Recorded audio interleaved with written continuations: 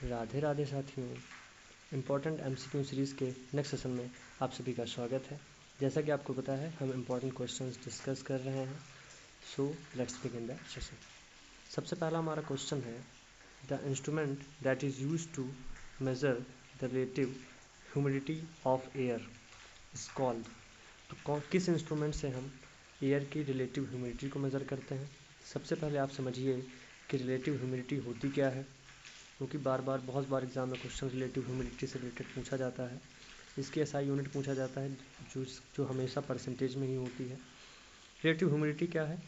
तो it can be defined as the ratio of water vapour present in air upon water vapour for saturation into 100।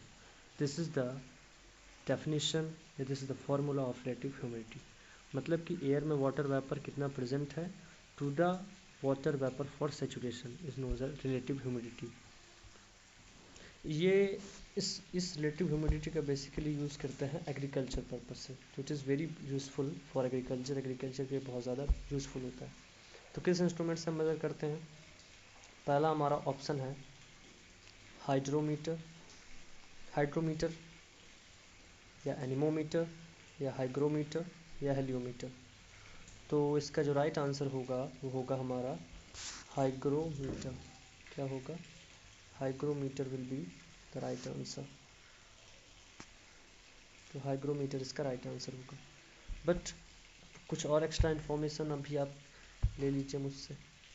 जैसे hydrometer से क्या measure करते हैं? तो हाइड्रोमीटर जो है वो रिलेटिव डेंसिटी को मेज़र करता है लिक्विड की। ठीक है, किसी भी लिक्विड की रिलेटिव डेंसिटी को मेज़र करता है हाइड्रोमीटर, या हाइड्रोमीटर से हम रिलेटिव डेंसिटी मेज़र करते हैं लिक्विड की। एनीमोमीटर आपको पता ही होगा, एनीमोमीटर से हम विंड की स्पीड या विंड की वेलोसिटी को पता करते हैं, हवा की गति का पता लगाते हैं। और विंड वाने से हम विंड के डायरेक्शन का पता लगाते हैं। तो this is the basic difference between both. Heliometer से हम सन्स की डायमीटर का पता लगाते हैं। ठीक है, तो heliometer is basically use to measure the diameter of sun के डायमीटर का पता लगाते हैं। ठीक है, ये तो कुछ बेसिक इन्फॉर्मेशन थी जो क्वेश्चन नंबर फर्स्ट से रिलेटेड थी। तो 13 का जो राइट आंसर होगा ऑप्शन नंबर सी होगा, हाइग्रोमीटर। तो hygrometer will be the right answer. Next question हमारा है CO2 content of soil. Carbon dioxide का कंटेंट कितना होता है सॉइल में? तो सॉइल में जो CO2 का कंटेंट होता है वो हमारा होता है 0.3%। कितना होता है? 0.3% होता है। बहुत बार एग्जाम में क्वेश्चन पूछा जाता है इन टर्म्स ऑफ परसेंटेज, कभी कभी इन टर्म्स ऑफ ppm भी पूछा जाता है। तो परसेंट को ppm में कन्वर्ट करने का जो फॉर्मूला है 1% बराबर 10,000 ppm। 1% 10,000 ppm के बराबर होता है। तो अगर इसको हम मल्टीप्लाई करेंगे तो 3000 ppm जो होगा वो हमारा ऑप्शन नंबर 1 यानी 0.3% का होगा। यानी CO2 का जो कंटेंट होगा सॉइल में वो 3000 ppm होगा अगर ppm के टर्म्स में पूछ रहा है। अगर परसेंट के टर्म्स में पूछ रहा है तो हमारा क्या होगा? 0.3%। लेकिन यही क्वेश्चन अगर पूछ ले कि जो CO2 का कंटेंट है वो एटमॉस्फेयर में कितना है, तो इसका जो राइट आंसर होगा वो 0.03% होगा। 0.03% होगा, या 300 ppm will be the right answer. ठीक है, तो यहाँ पर जो क्वेश्चन पूछा है कि सॉइल में CO2 का कंटेंट कितना है, तो इसका राइट आंसर जो होगा वो होगा 0.3%। तो 0.3% will be the right answer. Next question हमारा है, the branch of science that deals with the study of fishes. ऐसी कौन सी ब्रांच है साइंस की जिसमें हम फिशेस के बारे में पढ़ते हैं? ठीक है, that branch of science in which we study about fishes, जहाँ पर हम फिशेस के बारे में पढ़ते हैं। ठीक है, तो ऐसी कौन सी ब्रांच है जिसमें हम मछलियों के बारे में पढ़ते हैं? तो ecology is that branch of science in which we study about fishes, जहाँ पर हम फिशेस के बारे में पढ़ते हैं। हर्पेटोलॉजी, इसके पहले हमने जो सेशन था उसमें मैंने डिस्कस किया था। हर्पेटोलॉजी में हम रेप्टाइल्स के बारे में पढ़ते हैं। ठीक है, नेक्स्ट क्वेश्चन है हमारा, most suitable design for experiment involving various number या वैरिंग का मतलब होता है different number of tillage and nitrogen level is.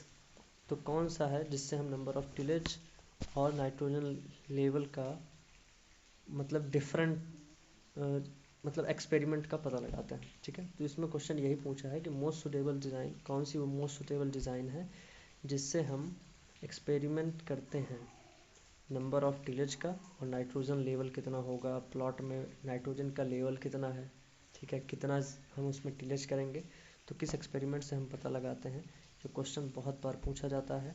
तो स्प्लिट प्लॉट डिज़ाइन से हम जो है वो पता लगाते हैं number of tillage and nitrogen level क्या होगा उस पर्टिकुलर प्लॉट में, ठीक है। तो split plot design will be the right answer, ठीक है। नेक्स्ट क्वेश्चन पर चलते हैं।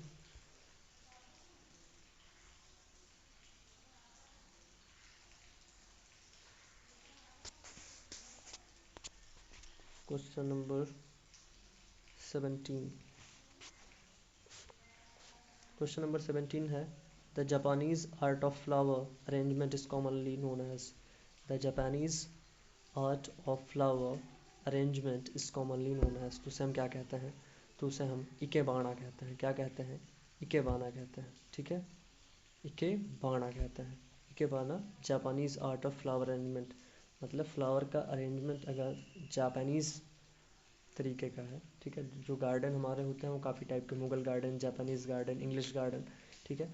तो जो जापानीज़ गार्डन होता है उसमें जो Japanese art of flower arrangement होता है उसे हम इकेबाना कहते हैं, ठीक है।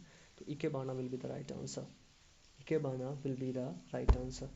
नेक्स्ट क्वेश्चन हमारा है विच of the following is sulphur containing amino acid. इसमें से कौन सा सल्फर कंटेनिंग अमीनो एसिड है। क्वेश्चन बहुत बार एग्जाम में पूछा जाता है कि सल्फर कंटेनिंग अमीनो एसिड है। इससे प्रीवियस लेक्चर में भी मैंने बताया है कि सल्फर कंटेनिंग अमीनो एसिड कौन कौन से होते हैं। तो क्या होता है, सिस्टीन, सिस्टाइन एंड मेथियोनाइन, ठीक है। तो इसमें कौन सा ऑप्शन में है, तो इसमें सिस्टाइन जो है वो आपका राइट आंसर होगा। तो cysteine will be the right answer of this question, ठीक है। नेक्स्ट क्वेश्चन पर चलते हैं। India's first nuclear reactor is located at. India का पहला न्यूक्लियर रिएक्टर कहाँ पर है, तो ट्रॉम्बे में है। कहाँ है, ट्रॉम्बे में, ठीक है। तो Trombay will be the right answer, Trombay will be the right answer.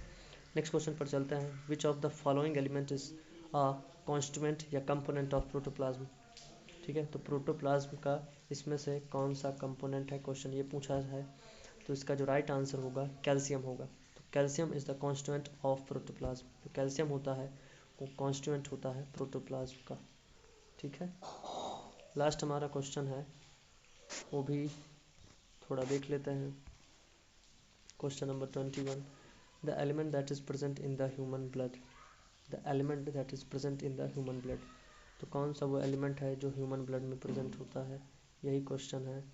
तो आपका ऑप्शन नंबर डी जो होगा वो राइट आंसर होगा। मतलब आयरन जो होता है वो ब्लड में प्रेजेंट होता है, ठीक है। तो इसका जो राइट आंसर होगा वो हमारा क्या होगा, ब्लड होगा।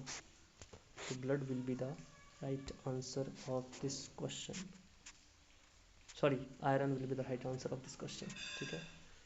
ब्लड में कौन सा तत्व पाया जाता है, तो आयरन पाया जाता है, इस बात का आप ध्यान रखिएगा। नेक्स्ट क्वेश्चन हम पर चलते हैं। बहुत बार एग्जाम में पूछा जाता है, स्टैटिक्स क्वेश्चंस आते रहते हैं। तो क्वेश्चन क्या है हमारा, इन अ आरबीडी एक्सपेरिमेंट, ठीक है। आरबीडी का फुल फॉर्म जो होता है रैंडमाइज्ड ब्लॉक डिज़ाइन होता है। Having 9 treatments and 4 replications the error of degree of freedom. तो जो error of degree of freedom जो होता है आरबीडी एक्सपेरिमेंट का जो फार्मूला है वो है n-1 इंटू r-1। तो इसमें जो हो n क्या है, n हमारा है 9, ठीक है। नंबर ऑफ ट्रीटमेंट जो होगा वो 9 है जिसको हम n कह रहे हैं।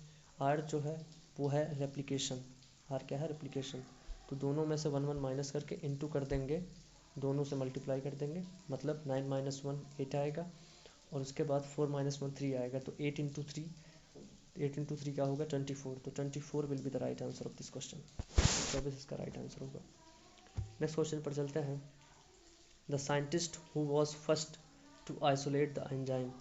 कौन से ऐसे साइंटिस्ट हैं जिसने सबसे पहले एंजाइम को आइसोलेट किया था, सॉरी। तो किसने आइसोलेट किया गया, तो बहुत बार क्वेश्चन पूछा जाता है ये भी। तो एंजाइम को सबसे पहले समरजेबी ने क्या किया था, आइसोलेट किया था। तो समरजेबी will be the right answer of this question. Next question पर चलते हैं। Which of the following is a C3 plant. इसमें से कौन सा है जो C3 प्लांट है। प्लांट बेसिकली हमारे 3 तरीके के होते हैं, C3 प्लांट, C4 प्लांट और कैम प्लांट, ठीक है। C3 प्लांट में क्वेश्चन पूछा जाता है कि फर्स्ट स्टेबल प्रोडक्ट जो होगा C3 प्लांट का वो क्या होगा, तो PGO होगा, यानी फॉस्फोग्लिसरिक एसिड 3 कार्बन का। C4 प्लांट का जो फर्स्ट स्टेबल प्रोडक्ट होगा वो OAA होगा, यानी ऑक्जेलो एसिटिक एसिड, और जो कि 4 कार्बन का होगा। और कैम प्लांट का जो फर्स्ट स्टेबल प्रोडक्ट होता है वो PGA और OAA यानी दोनों होता है। और एक क्वेश्चन पूछा जाता है कि जो CO2 एक्सेप्टर होते हैं C3 प्लांट के वो कौन क्या होते हैं, तो RUBP जो होता है C3 का होता है, और C4 का होता है PEP, और कैम का भी होता है PEP, ठीक है। तो कुछ ये एक्स्ट्रा इन्फॉर्मेशन थी जिसमें का क्वेश्चन पूछा है इस क्वेश्चंस में। तो विच of the following is a C3 plant, इसमें से कौन सा C3 प्लांट है, तो वीट जो है हमारा C3 प्लांट है। बाकी आपको पता है मेज और सोरगम क्या है, हमारे C4 प्लांट्स हैं, ठीक है। तो जो इसका राइट आंसर होगा वो होगा वीट, तो wheat will be the right answer, ठीक है। वीट का आपको पता है बोटेनिकल नेम क्या होता है, ट्रिटिकम एस्टिमम, ठीक है, जिसका जो क्रोमोसोम नंबर होता है वो हेक्साप्लॉइड होता है। बाकी जितने हमारे स्पीसीज होती हैं वो सब टेट्राप्लॉइड होते हैं, कुछ हैप्लॉइड्स भी होता है, सॉरी कुछ डिप्लॉइड्स भी होता है, जैसे ट्रिटिकम ड्यूरम है, ट्रिटिकम स्पोरोकोकम है, ठीक है। तो ये सारी चीज़ें हैं जो क्वेश्चन से रिलेटेड, मेज से भी क्वेश्चन पूछे जाते हैं, ठीक है, जितने भी मेज के हमारे टाइप हैं, और सोरगम से भी काफ़ी क्वेश्चंस आते हैं। तो ये सब हम नेक्स्ट सेशन में अच्छे से डिस्कस करेंगे। नेक्स्ट हमारा क्वेश्चन जो है question number 25, the Indian state which is the largest producer of saffron. तो आप मतलब केसर का जो लार्जेस्ट प्रोड्यूसर है इंडिया में कौन है, तो आप इसको तो बिना देखे बता सकते हैं। तो इसका जो राइट आंसर होगा क्या होगा, जम्मू एंड कश्मीर, ठीक है। तो Jammu and Kashmir will be the right answer, यानी J&K will be the right answer of this question. तो J&K, जम्मू एंड कश्मीर में, जम्मू एंड कश्मीर जो है वो सबसे ज़्यादा प्रोड्यूसर है केसर का, यानी सैफरॉन का। नेक्स्ट क्वेश्चन है the CM ratio of humus का जो CM रेशियो होता है वो कितना होता है, तो वन लाइनर ये क्वेश्चन है। तो 10:1 जो CN यानी कार्बन नाइट्रोजन जो रेशियो होता है ह्यूमस का होता है 10:1। नेक्स्ट क्वेश्चन हमारा है 4 blood group in human beings are discovered by. 4 blood group हैं कौन कौन से, ये भी तो आपको पता होना चाहिए। तो blood group A, B, AB and O, ये हमारे 4 ब्लड ग्रुप्स हैं, and it was discovered by Landsteiner के, ठीक है। किसने डिस्कवर किया था इसको, तो लैंडस्टीनर के ने इसको डिस्कवर किया था, ये आपको पता होना चाहिए। नेक्स्ट हमारा क्वेश्चन है